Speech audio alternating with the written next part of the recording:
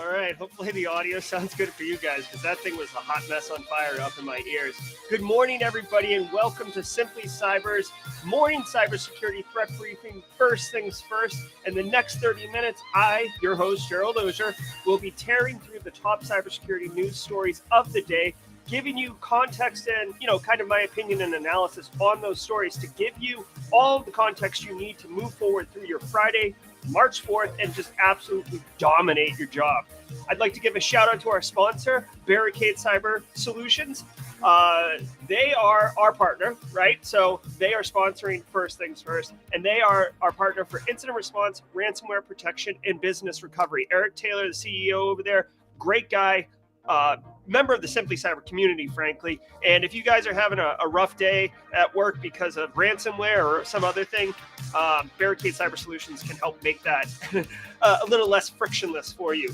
Guys, you know the routine. Oh, I had a timer going. I forgot. When that timer gets to 0, we are going to start the show. But until then, let's welcome everybody into chat, guys. It's Friday. We made it. We're doing it. Had a little Simply Cyber cup of coffee. Good morning, Kimberly. Good to see you. That Simply Cyber shirt, Kimberly, inspired me. I went and got mine. Got my love going. The camera angle is always so tight on me, so I can never really show it off. But yeah, thanks, Kimberly, for the support. It looks great. Anna Lynn, good morning. Keith, hey, what's up? Cybersecurity Central, always bringing it. Hey, Ryan. Joel Belton, good to see you, man. Patrick. Hey, Josh Mason, I see you. Peter Parker, TGIF is correct, sir. Brian. Yes, Mark Lester. And guys, I'm not just like hawking shirts. Like Kimberly said it in the thing. Like, when I made the decision to do merch or whatever, like I went, whatever premium or like so. This shirt feels nice. Like I like wearing this shirt, not just because it's like my channel or whatever. All right, Midori. Special shout out to Josh Mason, who is pairing his channels with Simply Cyber right now. So we're pumping out to 11 different streams right now. We're on YouTube, 2 different channels. We're on LinkedIn, 2 different channels. Twitch, Twitter, Facebook. Guys, we are pushing First Things First out into the I guess not the metaverse, but like the reality verse. Like I don't know, but the universe. I don't know. Good morning, Ron Clark, Karim. Hey guys, I don't know. Hey, Julian. I got to be careful when I say that because my little digital assistant flips out here. Hey, Paul Cummins, good to see you, man. Jason Skates, my man. Hope things are good with you, Jason. Daryl, Bryant. Guys, I don't know if you had a chance to watch the stream last night. I am going to be posting it on social media later, calling attention. But guys, I was a little hesitant with the stream yesterday. We talked about the Russian-Ukraine the Russian-Ukraine current conflict through a cybersecurity analysis lens. And I had expectations for the show. My expectations were absolutely exceeded.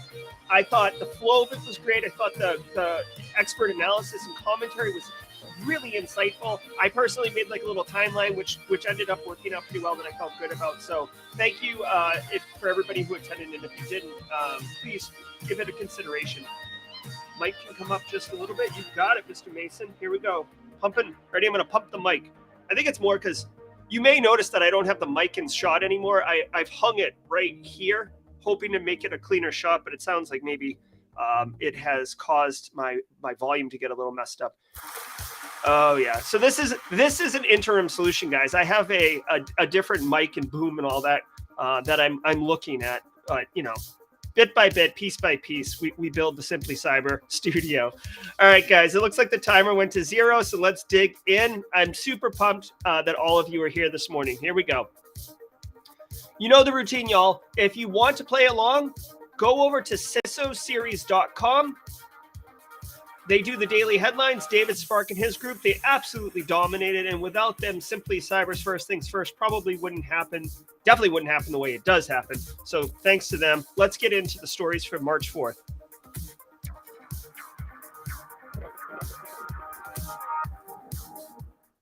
From the CISO series, it's Cybersecurity Headlines.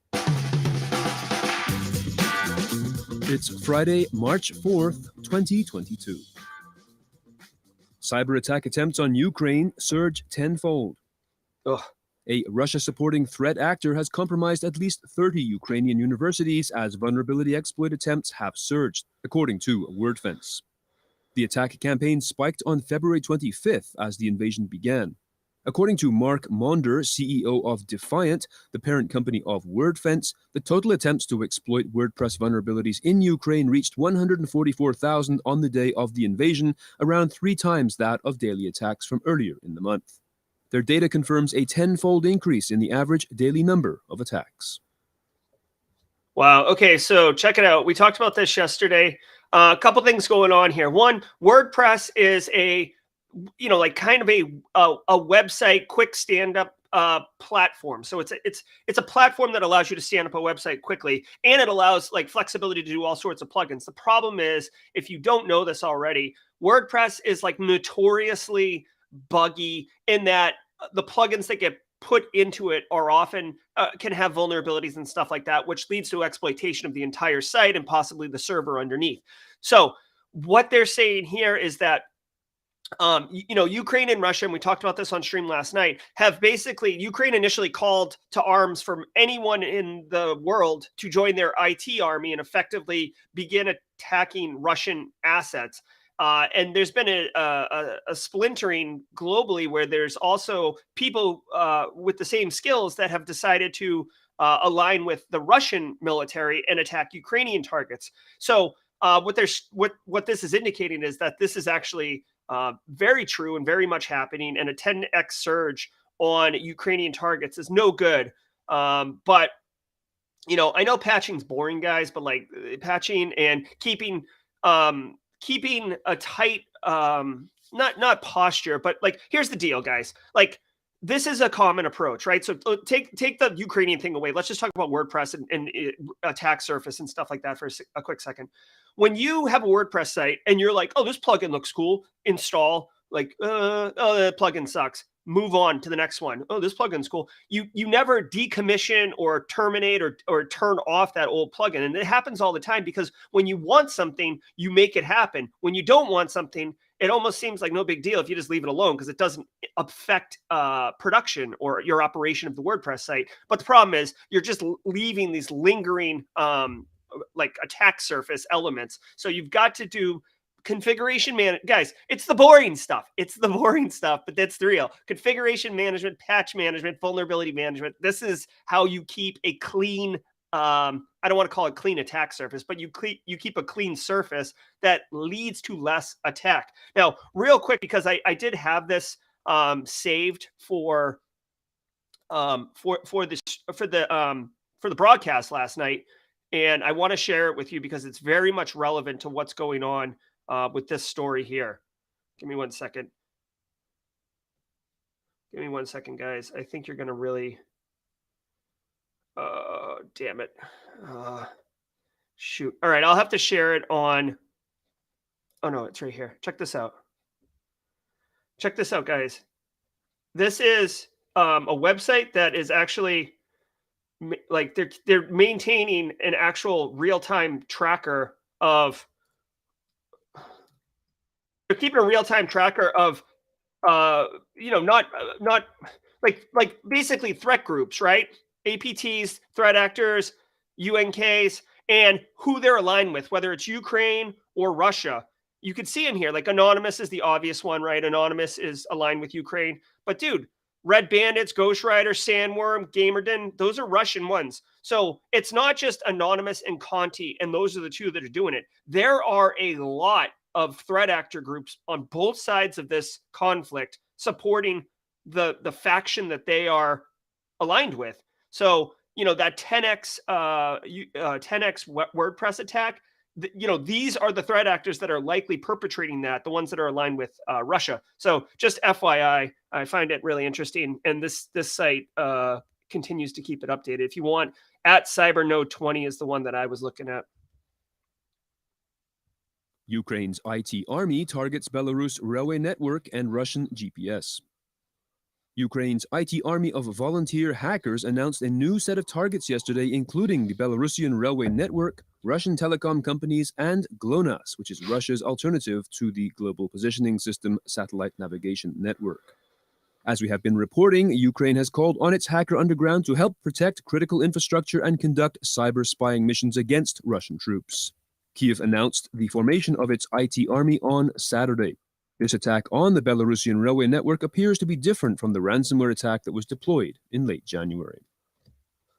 Okay, so again, just another story here of, like this decentralized, crowdsourced IT army. Now on this side, like literally the first story is about Russian-supported IT army attacking Ukrainian WordPress sites. And now we're talking about Ukrainian's IT army attacking Belarusian railway network and Russian GPS. Now, I'm just going to go out on a limb here. I don't know what the WordPress sites are that are getting taken down or getting attacked, the 140,000, but I feel like we're like a website potentially has less military value than a railway network and a Russian GPS. Because if you think about GPS, I mean, this is how you orientate yourself when you're in a foreign country, right? So like, Russia is in Ukraine. If you're not familiar with the territory or logistics or where your base is or where you're convening with your other forward operating groups, right? So for logistical coordination of a military strike, not having GPS is a big deal. Railways, supply chain, guys, I'm not a military person, but I know for a fact that supply chain is just as important as the tip of the spear guys who go, or guys and girls, or people that run into the fight, right? You need bullets, food, fuel, you need all that stuff, and heavy armor. And guess what? You can use a train system to move those things. So if that's going down, that's not good. So interesting. This fight is playing out in it's all I can do is observe from over here and take note, but it's very, very interesting, no doubt. 8-character passwords can be cracked in less than 60 minutes. There we go. In a new research paper published yesterday, Hive Systems states that any password with less than 7 characters can be brute forced instantly. Its findings show how more accessible and affordable cloud computing services make it simpler to crack passwords than even 2 years ago, when the company showed that a relatively strong 8-character password was crackable in 8 hours. They further state that password managers are the best bet for protecting passwords, with a 12-character password created by a password manager taking some 3,000 years to brute force crack.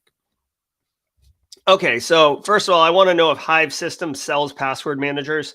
That's the first thing I'd want to know. Secondly, yeah, guys, I don't like, again, with something like this, being the nerdy academic that I am, I see something like this and I want to understand immediately what was the research protocol for this? What kind of passwords were you using in that data set? What kind of computer were you using to crack it, right? Because, I don't know, like if it's 7 characters and it's like a randomly generated thing, yeah, it's 7's not awesome, but instantly means instantly. I don't know. What I would say is, guys, in 2022, and this is something that's going to be hard for you to convey to your end user population. So you have to sell it. And I'll tell you how I sell it. But listen, in 2022, you need strong passwords. And it sucks that the word password is so ingrained in our culture, because really what you should be using at this point is a pass phrase. White spaces are just fine as special characters, right? So if you type, I, like literally the sentence, I love first things first, period, the sentence, with a capital I, capital FTF, right? Like that is an awesome password. It's probably like 30 characters long. It's got white spaces, a period, capitals. There's no numbers in there, but that's fine. No one's going to crack it. According to this like eye chart right here, it doesn't even go past 18 characters. And that's passphrase I just gave you would take, 11 trillion years to crack minimum, right? So guys, we have to educate our end users to use passphrases. The way that you sell it, real quick, if you're looking to implement this in your environment, the way that you sell it is you say, listen, use a passphrase. If you go over 24 characters, or we're going to go to 24 characters, right? This is going to be painful. We're going to go to 24 characters. And oh, by the way, you don't ever have to change your password. Now, I know people might be yelling heresy and, burn me down, but listen, you only need to change a password if it gets compromised, and you shouldn't be reusing passwords all over the place. So what we're talking about is one password for your corporate asset and, maybe federated authentication for single sign-on, that's like unbreakable. So literally you'd have to write it down, which you shouldn't have to because it's an easy to remember passphrase. I love first things first. You follow me? You have to sell it as you won't have to do password resets again unless you forget your password or it gets compromised. That is valuable to the end user because end users hate resetting passwords. It sucks. It interferes with workflow and stuff like that. So passphrases, sell them on the longevity of the passphrase. Okay. All right. Free decrypter released for hermetic ransom victims in Ukraine. Avast has released a decryptor for the hermetic ransomware strain used in targeted attacks against Ukrainian systems over the past 10 days. The decryptor is offered as a free-to-download tool from Avast's website and can help Ukrainians restore their data quickly and reliably. The first signs of hermetic ransom's distribution were observed by ESET researchers on February 23rd, merely hours before the invasion of Russian troops unfolded in Ukraine. Yeah, I mean, whatever. Like, okay, so check it out. Yes, okay. So this is great. This is great.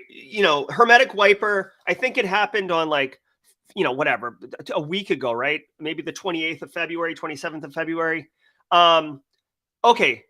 Awesome that it was a weak scheme, but guys, you got to remember whoever the attacker was in this case, right? Allegedly Russia.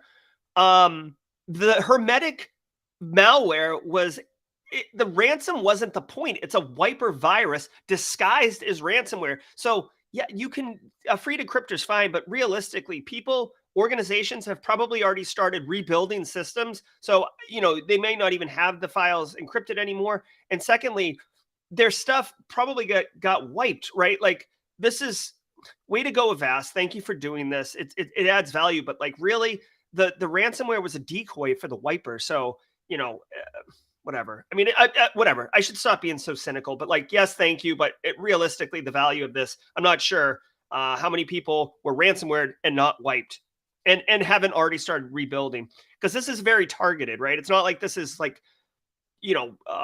Loki bot that's just out in the wild, or Ryuk, where it's you could get hit next week with this thing. I mean, although maybe you could, but whatever. There are many misconceptions of humans. To learn more about the realities of automation, head to torque.io. Yes. That's T-O-R-Q. No, Jason Skates. I love first things first with white spaces, man. You got to have that special character. Cisco patches critical vulnerabilities in Expressway and Telepresence VCS products.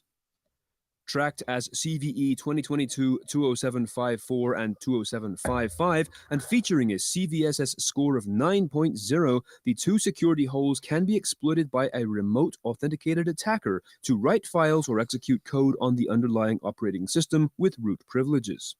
Residing in the cluster database API of Expressway and Telepresence VCS, the first of the issues can be exploited to launch directory traversal attacks and overwrite arbitrary files on the underlying OS with root privileges, and the second bug can be exploited for arbitrary code execution.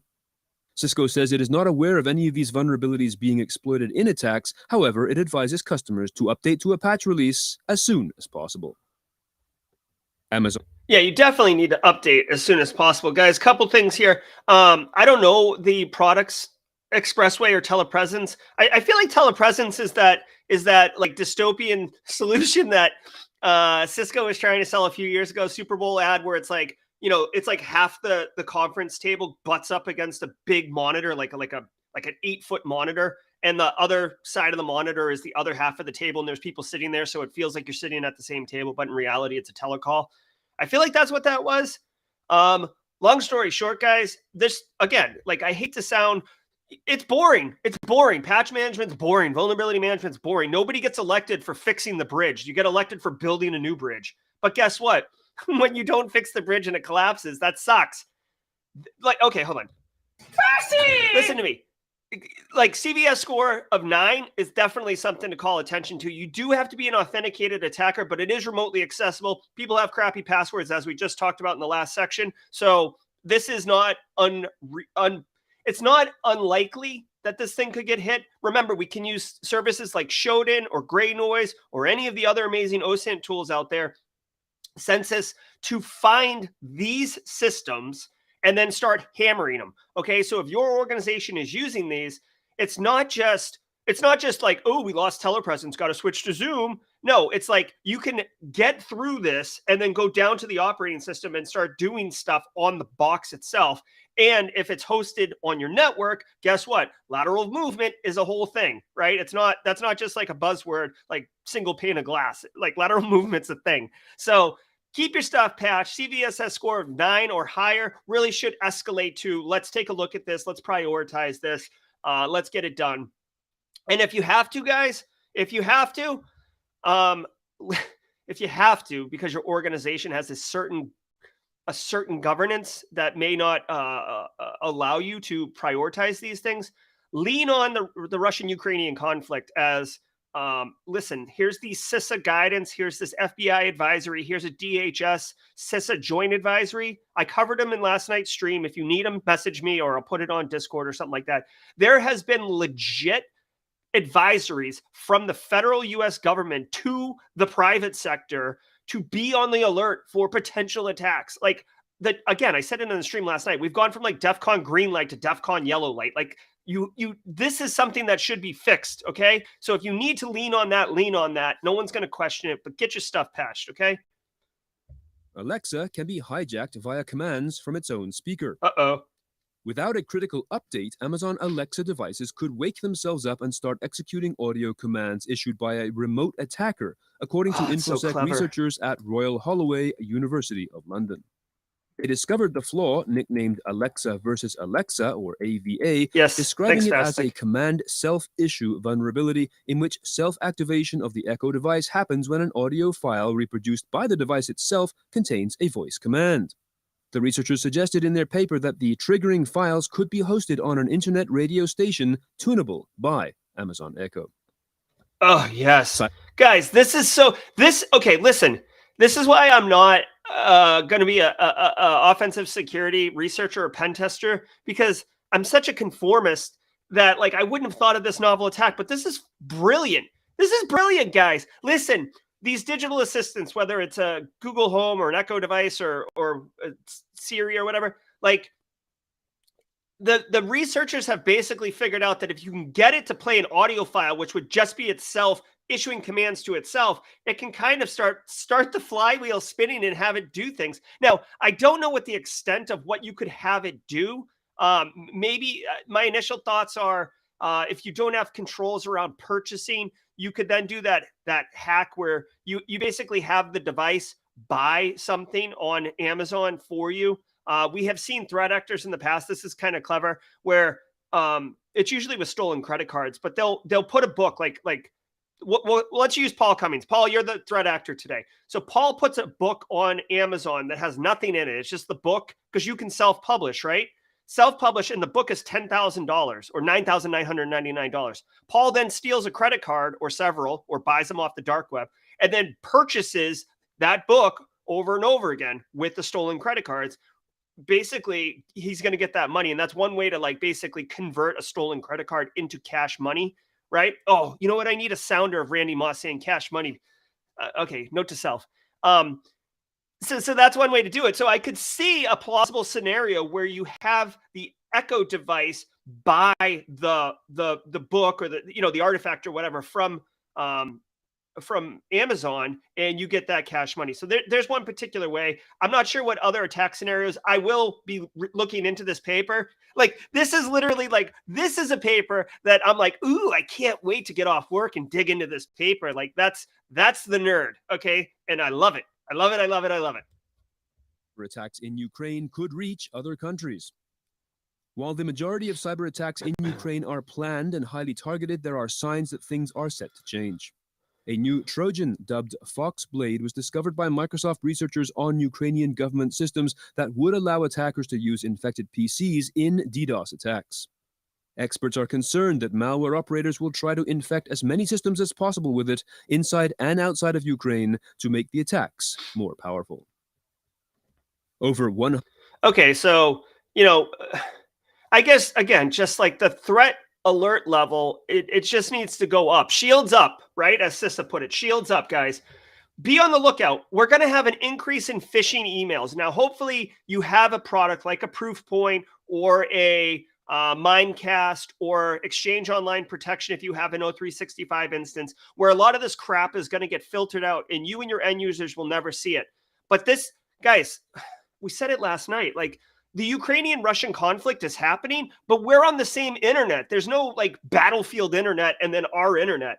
And especially with this IT army being decentralized and globally located, we are all at elevated risk of compromise. So, educate your end users, tune your web, your email filtering gateways, and look for anomalies, right? If they're saying that you can get compromised and become part of a botnet. So if you are an IT admin, or if you're just InfoSec and you need to talk to your IT people, be prepared. If you see outbound mass traffic, to be able to shut down, whatever, the firewall, or not shut down the firewall, that'd be stupid, but you know what I mean? Like configure to be able to stop that network traffic from happening, and just be on the alert of it. Guys, if a distributed denial of service attack happens, if one of your endpoints or all of your endpoints are involved in that denial of service attack, you most certainly will know it, because it's very noisy and it's very obvious, right? It's like ransomware. Like, it's happening because you just see the network graph spike. It's like when you run too many apps and you see like your processor pegging. It's the same thing. 100,000 medical infusion pumps vulnerable to attack. Researchers from Palo Alto Networks have analyzed more than 200,000 medical infusion pumps on the networks of hospitals and other healthcare organizations, and discovered that 75% of them are affected by known vulnerabilities that could be exploited by attackers. One of the most interesting findings that emerged from the report is that 52% of all infusion pumps analyzed by the experts were susceptible to 2 vulnerabilities publicly disclosed in 2019. These data are disconcerting, considering that the average infusion pump has a life of 8 to 10 years. Yeah. Of the top 10 vulnerabilities identified, 6 had a CVE rating of 9.8. Okay, guys, I worked in healthcare for about 6 years, close to 7 years. If you want to get like CVEs on your resume, if you want to, do some research, like go look at medical devices, right? Like infusion pumps. These things are not designed for with cybersecurity in mind. They're designed with patient care in mind, and patient safety is important, but it's more around the amount of fluid or drug that it's pushing into the individual. If you push, for example, insulin, if you pushed insulin to someone who doesn't need insulin, you'll kill them. If you push water instead of insulin, or less insulin to someone who needs it, you could kill them, right? So there is real patient safety consequences with this. But a lot of times these infusion pumps are not on the network. They're just like, plugged into the person. Yes, they do have computer elements and a processor and a real-time operating system, a stripped down Linux box. Like, they have all that, but the likelihood of exploitation, like, you literally have to be like, you'd have to be hacking. Here, hold on. Whoops, sorry. You'd have to be like hacking right next to the person who's plugged into the insulin pump. You know what I mean? Like, it's not, it says network connected medical devices in the story here, but a lot of times these insulin pumps are not network connected. But it is a rich, mushy fungus ground to be able to find all of these vulnerabilities. Like medical systems, medical healthcare, it's not really a lot of cyber stuff. In fact, what you often find is at hospitals and stuff, just like at manufacturing, what you'll find at hospitals and healthcare places is that the medical IoT, the MIoT, will actually be managed by a biomedical group who is literally like engineers that are focused on integration and uptime. It's a very specialized kind of IT thing, almost like OT. And the IT of the business and the InfoSec of the business are often separated from all of that, right? Like, you get your medical device network segment, and and basically that's so we don't vulnerability scan it with Nessus, right, or Qualys. So we don't knock it over while it's plugged into someone. But other than that, like, the OT people are focused on the medical stuff, and IT and InfoSec are focused on the corporate assets and stuff like that. So all of this is a long way to say that if you're looking to do some research and get some CVEs, this is a rich area to target. Remember, it's Friday, so that means... Yes, remember, it's Friday. Guys, I got to tell you, I'm super pumped. The weekend's here. Let's get some music going. Yes. Okay. So, guys, hold on. Let me pull up chat. All right, here we go. Sometimes they do have Bluetooth on them, but not often. BSEC, not too often. Guys, it's Friday, March 4th. We had a great week. Let's keep our eyes on the prize, keep our assets secured, patch management, patch your own stuff. Kevin Thomas on LinkedIn, but it's a GitHub repo, released a turbo scanner, which is like this scanner that shows listening ports on a system, so you can run it really quickly and identify if there's any unusual listening ports. You do have to do the analysis to look at it, but I posted it on LinkedIn. So if you go to my account, you can find it. If you go to Kevin Thomas, his icon, or whatever you want to call it, is like a yellow circle with a black letter in it. I can't remember, but that's all good. Guys, remember, first things first is going to be tomorrow. Tomorrow? No, thank you. Monday at 8 a.m. So we'll keep doing it. Special thanks to Barricade Cyber Solutions for sponsoring the stream. Definitely love the work they're doing. I want to do real quick. Thanks to the squad membership to Dev Null Zen last night. He joined, and I didn't get to call it out because we were super focused on the Ukrainian-Russian conflict stuff. If you guys got anything, join the Discord server. I take the weekend off to focus on family and recharge myself. So that's good.